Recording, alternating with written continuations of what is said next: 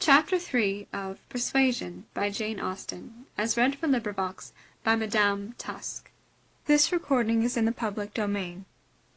Chapter 3. "I must take leave to observe, Sir Walter," said Mr. Shepherd one morning at Kellynch Hall as he laid down the newspaper, "that the present juncture is much in our favour. This peace will be turning all our rich naval officers ashore. They will all be wanting a home. Could not be a better time, Sir Walter, for having a choice of tenants, very responsible tenants. Many a noble fortune has been made during the war. If a rich admiral were to come in our way, Sir Walter, he would be a very lucky man, Shepherd," replied Sir Walter. "That's all I have to remark. A prize indeed would be Kellynch Hall to him. Rather the greatest prize of all, let him have taken ever so many before, hey, Shepherd?" Mr. Shepherd laughed, as he knew he must, at this wit, and then added, "I presume to observe, Sir Walter, that, in the way of business, gentlemen of the navy are well to deal with. I have had a little knowledge of their methods of doing business, and I am free to confess that they have very liberal notions, and are as likely to make desirable tenants as any set of people one should meet with. Therefore, Sir Walter, what I would take leave to suggest is, that if, in consequence of any rumours getting abroad of your intention, which must be contemplated as a possible thing, because we know how difficult it is to keep the actions and designs of one part of the world from the notice and curiosity of the other, consequence has its tax. I, John Shepherd, might conceal any family matters that I chose, for nobody would think it worth their while to observe me. But Sir Walter Elliot has eyes upon him which it may be very difficult to elude, and therefore, thus much I venture upon, that it will not greatly surprise me if, with all our caution, some rumour of the truth should get abroad, in the supposition of which, as I was going to observe, since applications will unquestionably follow, I should think any from our wealthy naval commanders particularly worth attending to, and beg leave to add that 2 hours will bring me over at any time to save you the trouble of replying." Sir Walter only nodded, but soon afterwards, rising and pacing the room, he observed sarcastically, "There are few among the gentlemen of the navy, I imagine, who would not be surprised to find themselves in a house of this description." "They would look around them, no doubt, and bless their good fortune," said Mrs. Clay, for Mrs. Clay was present. Her father had driven her over, nothing being of so much use to Mrs. Clay's health as a drive to Kellynch. "But I quite agree with my father in thinking a sailor might be a very desirable tenant. I have known a good deal of the profession, and besides their liberality, they are so neat and careful in all their ways. These valuable pictures of yours, Sir Walter, if you chose to leave them, would be perfectly safe. Everything in and about the house would be taken such excellent care of. The gardens and the shrubberies would be kept in almost as high order as they are now. You need not be afraid, Miss Elliot, of your own sweet flower gardens being neglected." "As to all that," rejoined Sir Walter coolly, "supposing I were induced to let my house, I have by no means made up my mind as to the privileges to be annexed to it. I am not particularly disposed to favour a tenant. The park would be open to him, of course, and few navy officers, or men of any other description, can have had such a range. But what restrictions I might impose on the use of the pleasure grounds is another thing. I am not fond of the idea of my shrubberies being always approachable, and I should recommend Miss Elliot to be on her guard with respect to her flower garden. I am very little disposed to grant a tenant of Kellynch Hall any extraordinary favour, I assure you, be he sailor or soldier." After a short pause, Mr. Shepherd presumed to say, "In all these cases there are established usages which make everything plain and easy between landlord and tenant. Your interest, Sir Walter, is in pretty safe hands. Depend upon me for taking care that no tenant has more than his just rights. I venture to hint that Sir Walter Elliot cannot be half so jealous for his own as John Shepherd will be for him." Here Anne spoke. "The navy, I think, who have done so much for us, have at least an equal claim with any other set of men for all the comforts and all the privileges which any home can give. Sailors work hard enough for their comforts, we must all allow." "Very true, very true. What Miss Anne says is very true," was Mr. Shepherd's rejoinder, and "Oh, certainly," was his daughter's. But Sir Walter's remark was, soon afterwards, "The profession has its utility, but I should be sorry to see any friend of mine belonging to it." "Indeed?" was the reply, and with a look of surprise. "Yes. It is in 2 points offensive to me. I have 2 strong grounds of objection to it. First, as being the means of bringing persons of obscure birth into undue distinction, and raising men to honours which their fathers and grandfathers never dreamt of. And secondly, as it cuts up a man's youth and vigour most horribly. A sailor grows old sooner than any other man. I have observed it all my life. A man is in greater danger in the navy of being insulted by the rise of one whose father, his father, might have disdained to speak to, and of becoming prematurely an object of disgust himself, than in any other line. One day, last spring, in town, I was in the company with two men, striking instances of what I am talking of. Lord St. Ives, whose father we all know to have been a country curate without bread to eat. I was to give place to Lord St. Ives. And a certain Admiral Baldwin, the most deplorable-looking personage you can imagine, his face the colour of mahogany, rough and rugged to the last degree, all lines and wrinkles, 9 grey hairs of a side, and nothing but a dab of powder at top. In the name of heaven, who is that old fellow? Said I to a friend of mine who was standing near, Sir Basil Morley. Old fellow, cried Sir Basil, it is Admiral Baldwin. What do you take his age to be? 60, said I, or perhaps 62. 40.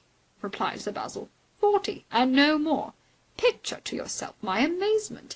I shall not easily forget Admiral Baldwin. I never saw quite so wretched an example of what a seafaring life can do. But, to a degree, I know it is the same with them all. They are all knocked about and exposed to every climate and every weather till they are not fit to be seen. It is a pity they are not knocked on the head at once before they reach Admiral Baldwin's age. Nay, Sir Walter, cried Mrs. Clay, this is being severe indeed. Have a little mercy on the poor men. We are not all born to be handsome. The sea is no beautifier, certainly. Sailors do grow old betimes. I have observed it. They soon lose the look of youth. But then, is not it the same with many other professions? Perhaps most other? Soldiers in active service are not at all better off, and even in the quieter professions there is a toil and a labour of the mind, if not the body, which seldom leaves the man's looks to the natural effect of time. The lawyer plods, quite careworn. The physician is up at all hours and travelling in all weather, and even the clergyman. She stopped a moment to consider what might do for the clergyman. And even the clergyman, you know, is obliged to go into infected rooms and expose his health and looks to all the injury of a poisonous atmosphere. In fact, as I have long been convinced, though every profession is necessary and honourable in its turn, it is only the lot of those who are not obliged to follow any, who can live in a regular way in the country, choosing their own hours, following their own pursuits, and living on their own property, without the torment of trying for more. It is only their lot, I say, to hold the blessings of health and a good appearance to the utmost. I know no other set of men but what lose something of their personableness when they cease to be quite young. It seemed as if Mr. Shepherd, in his anxiety to bespeak Sir Walter's goodwill toward a naval officer as tenant, had been gifted with foresight, for the very first application for the house was from an Admiral Croft, with whom he shortly afterwards fell into company in attending the Quarter Sessions at Taunton, and indeed he had received a hint of the Admiral from a London correspondent. By the report which he hastened over to Kellynch to make, Admiral Croft was a native of Somersetshire, who, having acquired a very handsome fortune, was wishing to settle in his own country, and had come down to Taunton in order to look at some advertised places in that immediate neighbourhood, which, however, had not suited him. That, accidentally hearing, it was just as he had foretold, Mr. Shepherd observed. Sir Walter's concerns could not be kept a secret.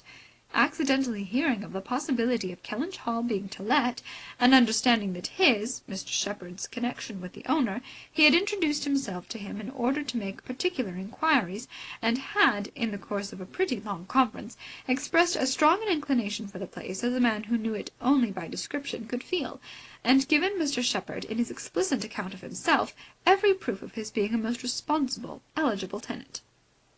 "And who is Admiral Croft?" was Sir Walter's cold, suspicious inquiry. Mr. Shepherd answered for his being of a gentleman's family, and mentioned a place, and Anne, after the little pause which followed, added, "He's a rear admiral of the White. He was in the Trafalgar action, and has been in the East Indies since. He was stationed there, I believe, several years." "Then I take it for granted," observed Sir Walter, "that his face is about as orange as the cuffs and capes of my livery." Mr. Shepherd hastened to assure him that Admiral Croft was a very hale, hearty, well-looking man, a little weather-beaten to be sure, but not much, and quite the gentleman in all his notions and behaviour, not likely to make the smallest difficulty about terms, only wanted a comfortable home, and to get into it as soon as possible. He knew he must pay for his convenience, knew what rent a ready-furnished house of that consequence might fetch, should not have been surprised if Sir Walter had asked more, had inquired about the manor, would be glad of the deputation, certainly, but made no great point of it, said he sometimes took out a gun, but never killed, quite the gentleman. Mr. Shepherd was eloquent on the subject, pointing out all the circumstances of the Admiral's family which made him particularly desirable as a tenant. He was a married man, and without children, the very state to be wished for. A house was never taken good care of, Mr. Shepherd observed, without a lady. He did not know whether furniture might not be in danger of suffering as much where there was no lady as where there were many children. A lady without a family was the very best preserver of furniture in the world. He had seen Mrs. Croft, too. She was at Taunton with the Admiral, and had been present almost all the time they were talking the matter over. A very well-spoken, genteel, shrewd lady she seemed to be. Continued he, asked more questions about the house and terms and taxes than the Admiral himself, and seemed more conversant with business. And, moreover, Sir Walter, I found she was not quite unconnected in this country, any more than her husband. That is to say, she is sister to a gentleman who did live amongst us once. She told me so herself. Sister to the gentleman who lived a few years back at Monkford. Bless me, what was his name? At this moment I cannot recollect his name, though I have heard it so lately. Penelope, my dear, can you help me to the name of the gentleman who lived at Monkford, Mrs. Croft's brother? But Mrs. Clay was talking so eagerly with Miss Elliot that she did not hear the appeal. I have no conception whom you mean, Shepherd. I remember no gentleman resident at Monkford since the time of old Governor Trent. Bless me, how very odd. I shall forget my own name soon, I suppose. A name that I am so very well acquainted with. Knew the gentleman so well by sight. Seen him 100 times. Came to consult me once, I remember, about a trespass of one of his neighbours. Farmer's man breaking into his orchard. Wall torn down, apples stolen. Caught in the act. And afterwards, contrary to my judgment, submitted to an amicable compromise. Very odd indeed. After waiting another moment, "You mean Mr. Wentworth, I suppose," said Anne. Mr. Shepherd was all gratitude. Wentworth was the very name. Mr. Wentworth was the very man. He had the curacy of Monkford, you know, Sir Walter, some time back, for 2 or 3 years. Came there about the year 5, I take it. You remember him, I am sure. Wentworth? Oh, aye, Mr. Wentworth, the curate of Monkford. You misled me by the term gentleman. I thought you were speaking of some man of property. Mr. Wentworth was nobody, I remember, quite unconnected, nothing to do with the Stratford family. One wonders how the names of many of our nobility become so common. As Mr. Shepherd perceived that this connection of the Crofts did them no service with Sir Walter, he mentioned it no more, returning with all his zeal to dwell on the circumstances more indisputably in their favour. Their age and number and fortune, the high idea they had formed of Kellynch Hall, and extreme solicitude for the advantage of renting it, making it appear as if they ranked nothing beyond the happiness of being the tenants of Sir Walter Elliot. An extraordinary taste, certainly, could they have been supposed in the secret of Sir Walter's estimate of the dues of a tenant. It succeeded, however, and though Sir Walter must ever look with an evil eye on anyone intending to inhabit that house, and think them infinitely too well off in being permitted to rent it on the highest terms, he was talked into allowing Mr. Shepherd to proceed in the treaty, and authorizing him to wait on Admiral Croft, who still remained at Taunton, and fix a day for the house being seen. Sir Walter was not very wise, but still he had experience enough of the world to feel that a more unobjectionable tenant in all essentials than Admiral Croft, bid fair to be, could hardly offer. So far went his understanding, and his vanity supplied a little additional soothing in the Admiral's situation in life, which was just high enough and not too high. "I have let my house to Admiral Croft," would sound extremely well, very much better than to any mere Mr. A Mr., save perhaps some 6 in the nation, always needs a note of explanation. An Admiral speaks his own consequence, and at the same time can never make a baronet look small. In all their dealings and intercourse Sir Walter Elliot must ever have the precedence. Nothing could be done without a reference to Elizabeth, but her inclination was growing so strong for a removal that she was happy to have it fixed and expedited by a tenant at hand, and not a word to suspend the decision was uttered by her.